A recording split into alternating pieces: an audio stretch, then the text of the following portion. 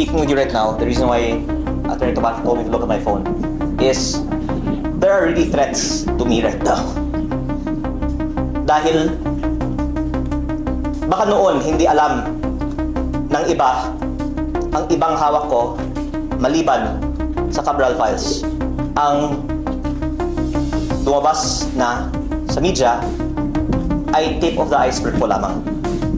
At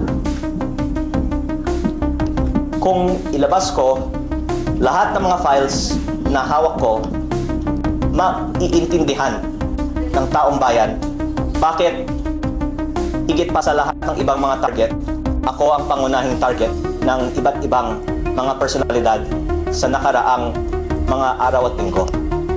At the more na ako, the more na nakikita ng taong bayan na tila may dahilan na nais ng iba na patahimikin ako, at ako naman po ay nakikinig sa payo ni Senator Ping Lacson na wag bara-bara, kaya yung mga hawak kong ebidensya higit pa sa Cabral Files ay hindi ko inilalabas. Pero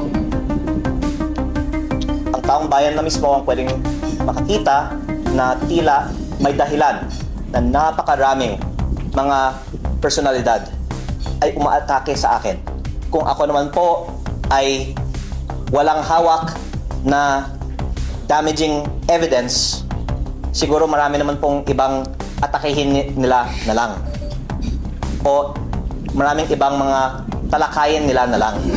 Pero ang dahilan na ang daming mga umaatake sa akin ay sa kadahilanan na ang hawak kong ebidensya ay higit pa sa Cabral Files, at kung ilalabas ko ito, malaki ang magiging consequences nito para sa ating bansa. At dahil sila po ay nagmamonitor sa ating press con ngayon, ako po ay sumusunod sa Senator Ping Lacson na wag bara-bara. Basta wag nyo akong patayin. Dahil kung papatayin nyo ako, lalabas ang buong katotohanan ng mga ginawa ninyo sa DPWH.